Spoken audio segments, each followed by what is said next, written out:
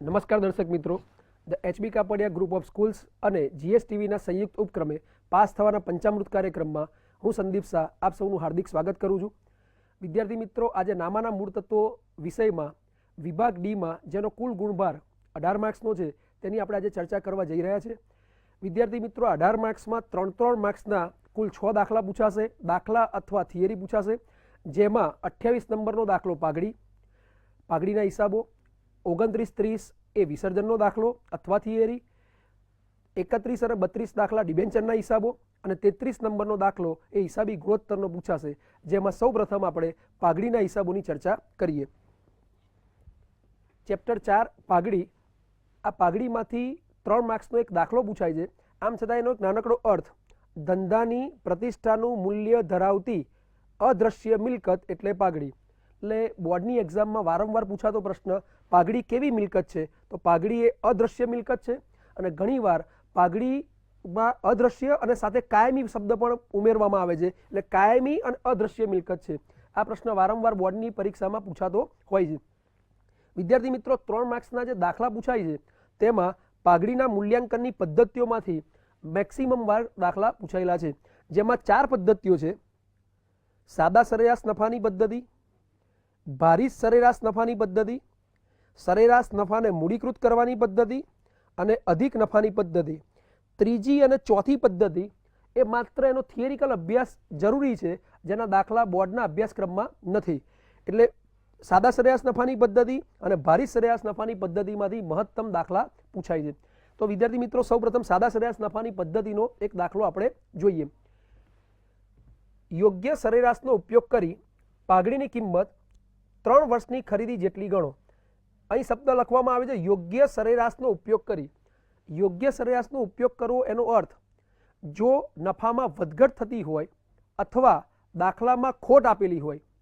નફામાં વધઘટ થતી હોય એનો મતલબ 2001ના વર્ષમાં 20,000 નફો, 2002ના વર્ષમાં 15,000 નફો, ફરી નફો ઘટ્યો, ફરી પાછો નફો 22,000, પછી પાછો ઘટાડો વધારો, એમ જો વધઘટ થતી હોય અથવા દાખલામાં ખોટ આપેલી હોય તો સાદી સરેરાશ નફાનો ઉપયોગ કરવો. અને જો નફો સતત વધતો હોય, 10,000, 12,000, 15,000, 20,000, જો નફામાં સતત વધારો થતો હોય તો ભારિત સરેરાશ નફાની પદ્ધતિનો ઉપયોગ કરવો. વિદ્યાર્થી મિત્રો, વર્ષ અને નફો રૂપિયામાં તો 2000ના વર્ષમાં 10,000, 2001માં 15,000, નફો વધ્યો, 2002માં 12,000, નફો ઘટ્યો, 2003માં 19,000, નફો વધ્યો. એનો અર્થ કે નફામાં વધઘટ થાય છે. જો નફામાં વધઘટ થતી હોય તો સાદી સરેરાશ નફાનો ઉપયોગ કરવો. આ દાખલો 3 સ્ટેપમાં ગણવામાં આવે છે. સૌ પ્રથમ આ કોષ્ટક દાખલાની રકમમાં આપેલું છે એ કોષ્ટક લખી દેવું. ત્યાર પછી એ નફાનો સરવાળો કરવો. એનો મતલબ કે કુલ 4 વર્ષનો નફો છે એનો કુલ સરવાળો કુલ 56,000 રૂપિયા નફો થાય છે. એટલે 4 વર્ષના નફાનો સરવાળો કરો. આ દાખલાનું પ્રથમ નંબરનું સ્ટેપ. બીજા નંબરનું સ્ટેપ, સરેરાશ નફો શોધો. સરેરાશ નફાનું સૂત્ર, સરેરાશ નફો બરાબર કુલ નફો ભાગ્યા કુલ વર્ષ. કુલ નફો આપણે સરવાળો કર્યો એ પ્રમાણે 56,000, કુલ વર્ષ 1, 2, 3 અને 4, 56,000 ભાગ્યા 4 વર્ષ, નફો તમારો આવશે 14,000 રૂપિયા. આ સ્ટેપ નંબર 2 કે સરેરાશ નફો 14,000 રૂપિયા. હવે એવું લખ્યું છે યોગ્ય સરેરાશનો ઉપયોગ કરી પાઘડીની કિંમત 3 વર્ષની ખરીદી જેટલી ગણવી. આ 3 વર્ષની ખરીદી એ સૌથી મહત્વનો મુદ્દો છે. એ સ્ટેપ નંબર 3માં આવે, જેમાં પાઘડી શોધવાનું સૂત્ર સરેરાશ નફો ગુણ્યા ખરીદીના વર્ષ. સરેરાશ નફો શોધવામાં આવે 14,000 અને ખરીદીના વર્ષ દાખલામાં આપ્યા છે 3, એટલે 14,000 રૂપિયા ગુણ્યા 3 વર્ષ, 14,000 ગુણ્યા 3, 42,000 રૂપિયા. વિદ્યાર્થી મિત્રો, આ દાખલાના 3 સ્ટેપ છે અને બિલકુલ સરળ દાખલો છે. જો આમાં એક વસ્તુ ખાસ ધ્યાન રાખવી, કોઈક વર્ષમાં ખોટ આપેલી હોય તો ત્યાં નિશાની માઇનસ કરવાનું ચૂકી જવાય નહીં. દાખલા તરીકે કોઈ વર્ષે ખોટ આપી છે 5,000 રૂપિયા, તો ત્યાં માઇનસની નિશાની બોર્ડની એક્ઝામમાં આપેલી નહીં હોય, પણ ખોટ લખેલું હશે એટલે નિશાની માઇનસ કરી દેવી. એટલે આ સરવાળો કરતી વખતે એ ખોટ બાદ થાય. બાકી આ દાખલામાં ભૂલ થવાની શક્યતા નહીવત છે. સરવાળા બાદ બાકી ભાગાકારમાં થોડીક કાળજી લેવામાં આવે તો 3માંથી 3 માર્ક્સ મેળવી શકાય. હવે વિદ્યાર્થી મિત્રો, ભારિત સરેરાશ નફાની પદ્ધતિની આપણે ચર્ચા કરીએ. યોગ્ય સરેરાશનો ઉપયોગ કરી પાઘડીની કિંમત 2 વર્ષની ખરીદી જેટલી ગણવી. એમાં પણ રકમમાં તમને વર્ષ અને નફો આપેલા હશે. વર્ષ 2000માં 10,000, 2001માં 12,000 રૂપિયા, 2002માં 15,000 અને 2003માં 20,000. અહીં વિદ્યાર્થી મિત્રો બહુ જ કેરફુલથી આ દાખલાની રકમ જુઓ. 10,000, 12,000 15,000 20,000 નફો સતત વધતો હોય તો ભારિત સરેરાશ નફાની રીતનો ઉપયોગ થાય. જો નફામાં વધઘટ થતી હોય કે ખોટ આપેલી હોય તો સાદા સરેરાશ નફાની પદ્ધતિનો ઉપયોગ કરવો. વિદ્યાર્થી મિત્રો, આ બે કોલમ તો આપણને દાખલામાં આપેલા હશે. બીજા બે કોલમ આપણે જાતે તૈયાર કરવાના, જેમાં ત્રીજું કોલમ ભાર અને ચોથું કોલમ ભારિત નફો રૂપિયામાં. હવે ભાર કયો આપવો? તો સામાન્ય રીતે પ્રથમ વર્ષ હોય એને ભાર 1, બીજા વર્ષને બીજો ભાર, ત્રીજા વર્ષને ત્રીજો ભાર, ચોથા વર્ષને ચોથો ભાર. જો 5 વર્ષ આપેલા હોય તો 1 2 3 4 5, 3 વર્ષ હોય તો પહેલો, બીજો અને ત્રીજો. ટૂંકમાં ભાર ક્રમિક આપવામાં આવશે. હવે ભારિત નફો, તો આ ભારિત નફાનું સૂત્ર નફો ગુણ્યા ભાર, એટલે બીજું કોલમ અને ત્રીજા કોલમનો ગુણાકાર કરવાથી આપણને ભારિત નફો મળશે. 10,000 ગુણ્યા 1 10,000, 12,000 ગુણ્યા 2 24,000, 15,000 ગુણ્યા 3 45,000 અને 20,000 ગુણ્યા 4 80,000. હવે વિદ્યાર્થી મિત્રો, છેલ્લા બે કોલમનો સરવાળો કરવો. ભારનો સરવાળો 10 અને ભારિત નફાનો સરવાળો 1,59,000. હવે આ એક આપણું સ્ટેપ નંબર 1 થયું. સ્ટેપ નંબર 2 ભારિત સરેરાશ નફો. તો વિદ્યાર્થી મિત્રો, સૂત્ર યાદ રાખવાની રીત છે, ટેકનિક છે, આ ચોથું કોલમ ભાગ્યા ત્રીજું કોલમ, ચોથા કોલમ ભાગ્યા ત્રીજું કોલમ કરવાથી ભારિત સરેરાશ નફો મળે. પણ આગળ સૂત્રમાં કુલ શબ્દ લખી દેવો, એટલે ભારિત સરેરાશ નફો બરાબર કુલ ભારિત નફો ભાગ્યા કુલ ભાર. કુલ ભારિત નફો આપણો આવ્યો 1,59,000 ભાગ્યા કુલ ભાર 10, 1,59,000 ભાગ્યા 10 15,900 રૂપિયા. હવે વિદ્યાર્થી મિત્રો, પાઘડી શોધવાનું સૂત્ર પાઘડી બરાબર ભારિત સરેરાશ નફો ગુણ્યા ખરીદીના વર્ષ. અહીં ભારિત સરેરાશ નફો શોધ્યો 15,900, ખરીદીના વર્ષ દાખલામાં આપેલા જ હશે. 15,900 ગુણ્યા 2 વર્ષ 31,800. મોટા ભાગે આ દાખલામાં આ ચેપ્ટરમાં બે જ પ્રકારના દાખલા મોટા ભાગે પૂછાતા હોય છે, સાદી સરેરાશ અને ભારિત સરેરાશ. આમ છતાં પાઘડી ખાતું ચોપડે દર્શાવેલ ના હોય અને ચોપડે દર્શાવેલ હોય એની આમનોંધ પણ પૂછવાની શક્યતા. ભાગીદારી પેઢીના વિસર્જનના 29 અને 30માં દાખલા અને થિયરીની ચર્ચા કરીએ. વિદ્યાર્થી મિત્રો, ભાગીદારી પેઢીનું વિસર્જન એક એવું પ્રકરણ છે કે જેમાં સામાન્ય રીતે મોટા ભાગના અત્યાર સુધીના 22 પેપરમાં થિયરીના પ્રશ્નો પૂછાયેલા છે.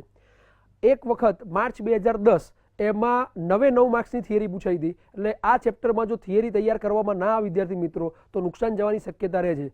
આ થિયરીના પ્રશ્નોમાં સૌથી મહત્વના પ્રશ્નો જો વાત કરીએ તો ભાગીદારી પેઢીના વિસર્જન અંગે કાયદાકીય કે કાનૂની જોગવાઈઓ સમજાવો, ભાગીદારી પેઢીના વિસર્જનની સામાન્ય પ્રક્રિયા સમજાવો, માલ મિલકત નિકાલ ખાતું ટૂંક નોંધ 3 માર્ક્સમાં, માલ મિલકત નિકાલ ખાતાની પ્રથમ પદ્ધતિ અને બીજી પદ્ધતિ વચ્ચેનો તફાવત, અને ખરા ખોટા મહત્તમ વખત 4 થી 5 વખત ખરા ખોટા પણ પૂછાયેલા છે. વિદ્યાર્થી મિત્રો, આ પ્રકરણમાંથી કોઈ પણ થિયરીને એવોઇડ કરવી નહીં, કોઈ પણ થિયરી છોડવી નહીં, સંપૂર્ણ થિયરી તૈયાર કરવી. આ ઉપરાંત જો સામાન્ય થોડી કામનો તૈયાર કરી દેવામાં આવે તો પ્રકરણ ખૂબ જ સહેલું છે અને 6 માંથી 6 ગુણ આપણે મેળવી શકાય એમ છે. કારણ કે દાખલા નંબર 29 અને દાખલા નંબર 30 એમ 2 પ્રશ્નો અને 6 માર્ક્સના પ્રશ્નો પૂછાતા હોય છે, જેમાં થિયરીનો પ્રશ્ન ચોક્કસ પૂછાશે. અને આટલા વર્ષોના અનુભવ પરથી કહી શકીએ કે થિયરીના પ્રશ્નો આમાં તૈયાર કરવા જ. હવે વિદ્યાર્થી મિત્રો, આમનો જ કઈ તૈયાર કરવી? તો સૌપ્રથમ મિલકતોના ખાતા બંધ કરવા. મિલકતો અને દેવાનો નિકાલ કરવા માટે જે ખાતું તૈયાર કરવામાં આવે તેને માલ મિલકત નિકાલ ખાતું કહેવામાં આવે છે. મિલકતોના ખાતા બંધ કરવાની આમ નોંધ મિલકતોની ઉધાર બાકી હોય છે. હવે ખાતા બંધ કરવામાં આવે એટલે મિલકતો ખાતે જમા અને માલ મિલકત નિકાલ ખાતું ઉધાર. માલ મિલકત નિકાલ ખાતે ઉધાર તે બધી જ મિલકતો ખાતે જમા. દેવાના ખાતા બંધ કરવા, દેવાની જમા બાકી હોય છે. દેવાના ખાતા બંધ કરવામાં આવે તો દેવા ખાતે ઉધાર કરવું પડે, એટલે બધા જ દેવા ખાતે ઉધાર તે માલ મિલકત નિકાલ ખાતે જમા. મિલકતોનું વેચાણ કરવામાં આવે, જ્યારે મિલકતો વેચો ત્યારે મિલકતો વેચો એટલે રૂપિયા આવશે ધંધામાં, ત્યારે રોકડ ઓબ્લિક બેંક ખાતે ઉધાર તે માલ મિલકત નિકાલ ખાતે જમા. અહીં મિલકતો ખાતે જમા કરી શકાય નહીં, કારણ કે મિલકતોના ખાતા પહેલેથી આપણે બંધ કરી ચૂક્યા છે. એટલે રોકડ ઓબ્લિક બેંક ખાતે ઉધાર તે માલ મિલકત નિકાલ ખાતે જમા. ભાગીદાર કોઈ મિલકત લઈ લે ત્યારે જો કોઈ ભાગીદાર મિલકત લઈ જાય તો એ લાભ લેનાર કહેવાય, અને વ્યક્તિ ખાતાના નિયમ પ્રમાણે લાભ લેનાર ભાગીદારના મૂડી ખાતે ઉધાર. એટલે ભાગીદારના જે તે ભાગીદારના મૂડી ખાતે ઉધાર તે માલ મિલકત નિકાલ ખાતે જમા. પેઢીના દેવા ચૂકવવામાં આવે ત્યારે, જ્યારે પેઢીના દેવા ચૂકવવામાં આવે તો રોકડા ધંધામાંથી જાય છે માટે રોકડ બેંક ખાતું જમા થશે અને માલ મિલકત નિકાલ ખાતું ઉધાર. એટલે માલ મિલકત નિકાલ ખાતે ઉધાર તે રોકડ ઓબ્લિક બેંક ખાતે જમા. ભાગીદાર દેવું ચૂકવે કે ચૂકવવાની જવાબદારી સ્વીકારે ત્યારે, કોઈ ભાગીદાર દેવું ચૂકવવાની જવાબદારી સ્વીકારે તે ભાગીદાર લાભ આપનાર કહેવાય અને લાભ આપનારનું ખાતું જમા થાય એટલે માલ મિલકત નિકાલ ખાતે ઉધાર તે જે તે ભાગીદારના મૂડી ખાતે જમા. વિદ્યાર્થી મિત્રો, આ 6 આમનોટ તૈયાર કરવાથી લગભગ બોર્ડની એક્ઝામમાં આવતી આમનોટ કવર થઈ જાય છે. આમ છતાં સંપૂર્ણ આમનોટમાં પેઢીનો વિસર્જન ખર્ચ ચૂકવવામાં આવે. વિસર્જન ખર્ચ ચૂકવો એટલે રોકડા જાય છે, રોકડ બેંક ખાતું જમા થશે અને માલ મિલકત નિકાલ ખાતું ઉધાર. માલ મિલકત નિકાલ ખાતે ઉધાર તે રોકડ બેંક ખાતે જમા. હવે ભાગીદાર વિસર્જન ખર્ચ ચૂકવવાની જવાબદારી સ્વીકારે અથવા ચૂકવે. જો કોઈ ભાગીદાર ચૂકવે તો એ લાભ લેનાર કહેવાય, લાભ આપનાર કહેવાય. તો માલ મિલકત નિકાલ ખાતે ઉધાર તે જે તે ભાગીદારના મૂડી ખાતે જમા. અને છેલ્લી આમ નોંધ, નફા નુકસાનની નોંધ. માલ મિલકત નિકાલ ખાતું બંધ કરવામાં આવે અને જો નફો થાય તો માલ મિલકત નિકાલ ખાતામાં ઉધાર બાજુ રકમ ખૂટશે. માલ મિલકત નિકાલ ખાતે ઉધાર તે ભાગીદારોના મૂડી ખાતે જમા અને ખોટ હોય તો આમ નોંધ ઉલટાવી દેવામાં આવે છે. ભાગીદારોના મૂડી ખાતે ઉધાર તે માલ મિલકત નિકાલ ખાતે જમા. વિદ્યાર્થી મિત્રો, આ 9 આમનોંધ જો તૈયાર કરી દેવામાં આવે તો 29 અને 30માં દાખલામાં કોઈ એક દાખલો આમનોંધનો પૂછવાની શક્યતા છે, જેથી આપણને સરળતાથી પૂરેપૂરા માર્ક્સ મળી શકે. વિદ્યાર્થી મિત્રો, આ ઉપરાંત આપણે 33માં દાખલાની થોડી ચર્ચા કરી દઈએ. હિસાબી ગુણોત્તર.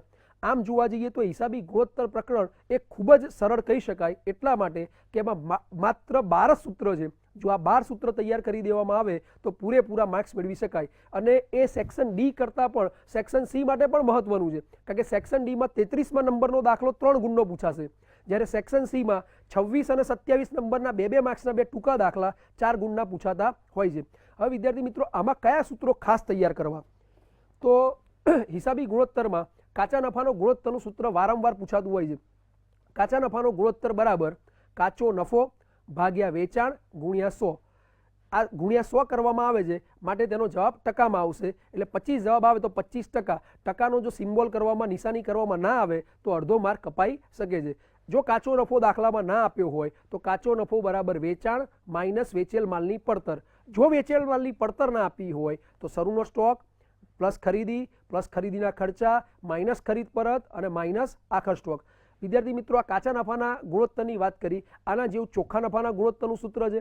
ચોખ્ખા નફાનો ગુણોત્તર બરાબર ચોખ્ખો નફો ભાગ્યા વેચાણ ગુણ્યા 100. આનો જવાબ પણ ટકામાં આવશે. આ ચોખ્ખો નફો અસામાન્ય બાબતો ધ્યાનમાં લીધા પહેલાનો ગણતરીમાં લેવો, એટલે કે સુધારેલો ચોખ્ખો નફો બરાબર નફા નુકસાન ખાતા મુજબનો ચોખ્ખો નફો માઇનસ અસામાન્ય નફો પ્લસ અસામાન્ય નુકસાન. આમાં જો ડિબેન્ચર વ્યાજ અને કરવેરા પહેલાનો નફો આપ્યો હોય તો ડિબેન્ચર વ્યાજ અને કરવેરા ક્રમશઃ બાદ કરવા. વિદ્યાર્થી મિત્રો, આમાં ઉદાહરણ નંબર 1નો 12મો અને 13મો દાખલો મહત્વના છે, અને જેમાં 12મો દાખલો માર્ચ 2012માં પૂછાયેલો છે. આ એક વસ્તુ ખાસ ધ્યાન રાખવી. આના સિવાય દેવાદારનો ગુણોત્તર. તો દેવાદારનો ગુણોત્તર બરાબર દેવાદારો પ્લસ લેણી હુંડી ભાગ્યા ઉધાર વેચાણ ગુણ્યા વર્ષની કામગીરીના દિવસો. અહીં ગુણ્યા વર્ષની કામગીરીના દિવસો કરવામાં આવે છે. દેવાદારો પ્લસ લેણી હુંડી ભાગ્યા ઉધાર વેચાણ ગુણ્યા વર્ષની કામગીરીના દિવસો, માટે જવાબ પણ દિવસોમાં આવશે. એટલે દાખલા તરીકે જો 60 જવાબ આવે તો 60 દિવસો લખવું. આ ખાસ બાબત ધ્યાનમાં રાખવી. આમ લેણદારના ગુણોત્તરનું સૂત્ર પણ આનું આ જ છે.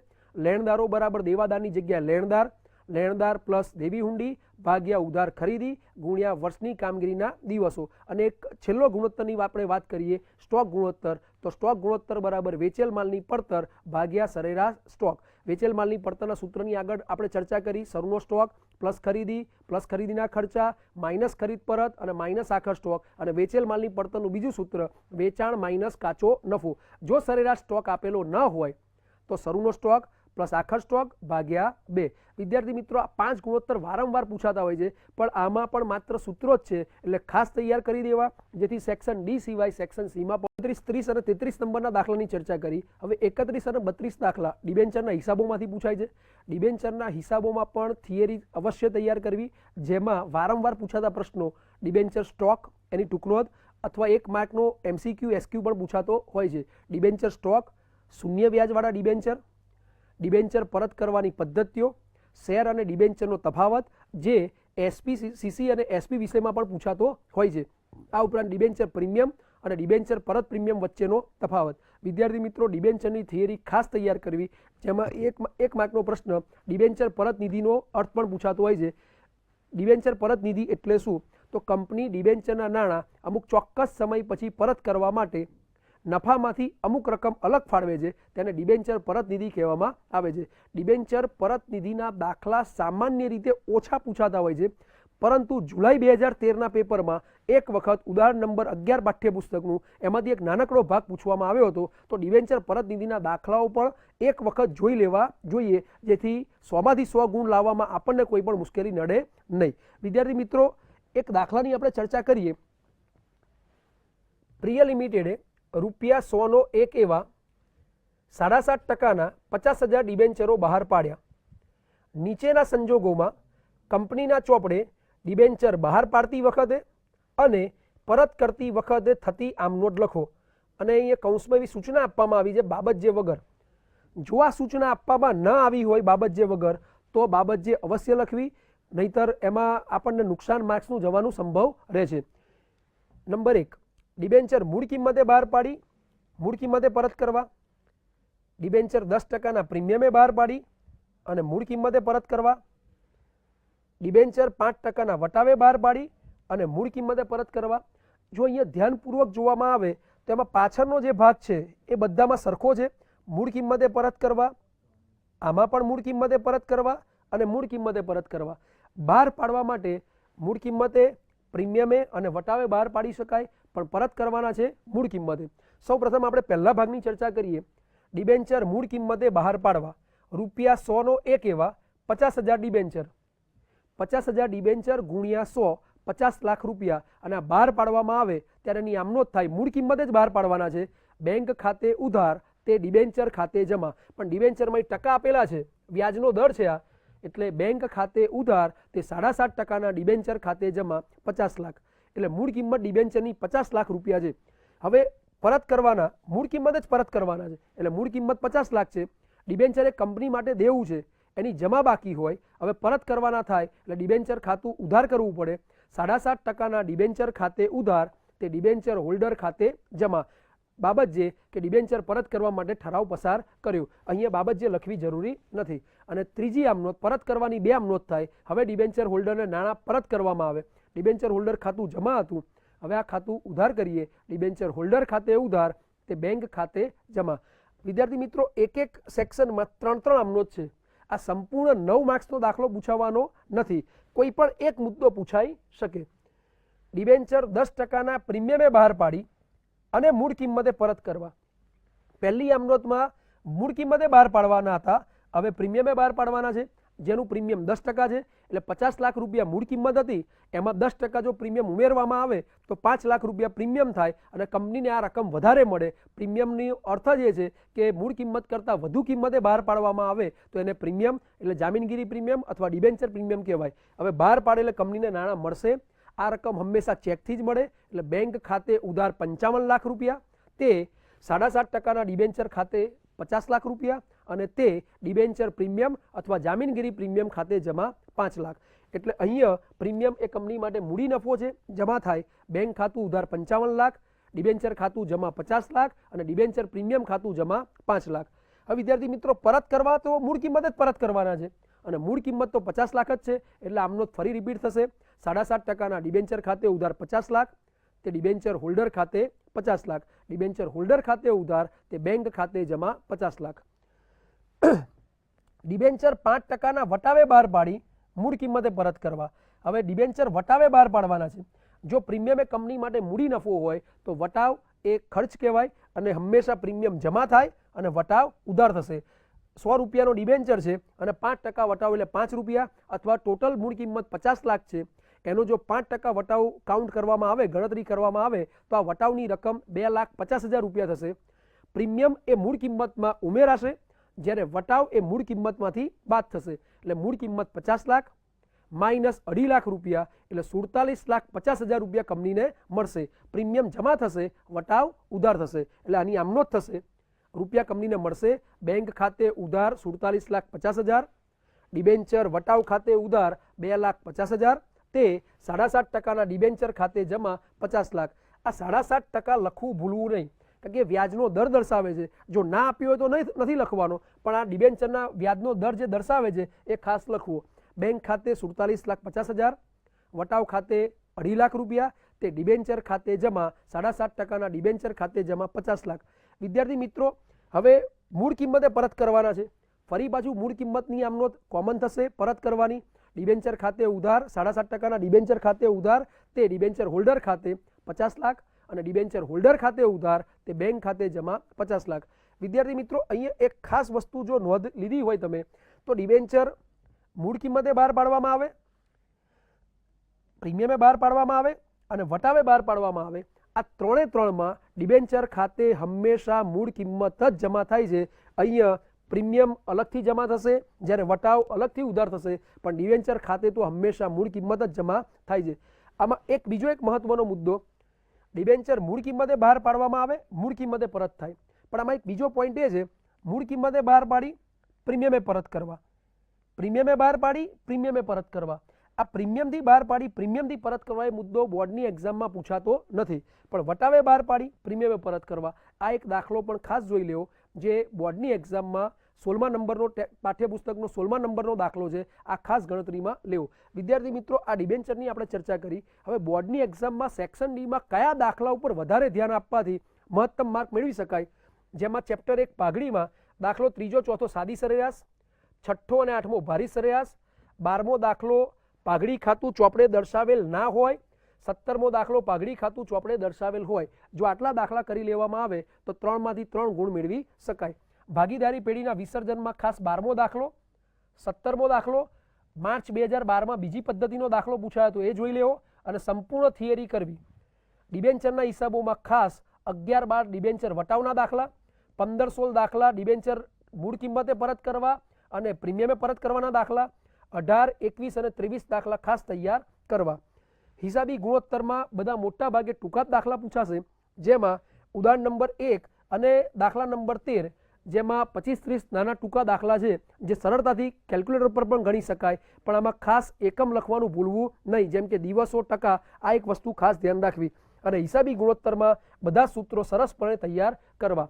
આ એક વિદ્યાર્થી મિત્રો આપણે સેક્શન ડીની આજે ચર્ચા કરી, જેમાં 18 માર્ક્સનો સેક્શન ડી છે. કદાચ એવું કહી શકાય કે નામાના મૂળ તત્વોનો સૌથી સરળ આ વિભાગ છે, જેમાં 18માંથી 18 ગુણ મેળવી શકાય. વિદ્યાર્થી મિત્રો, સેક્શન ડીની સાથે સાથે A, B, C અને EF પણ સારામાં સારી રીતે તમે તૈયાર કરો અને પાસ થવાના પંચામૃતનો કાર્યક્રમનો લાભ મહત્તમ તમે લઈ શકો. આ પાસ થવાનું પંચામૃત એ માત્ર પાસ થવા માટે જ નહીં, પરંતુ A1 ગ્રેડ લાવવા માટે પણ તમને મહત્તમ લાભ આપી શકે એમ છે. તો જોતા રહો વિદ્યાર્થી મિત્રો, પાસ થવાનું પંચામૃત.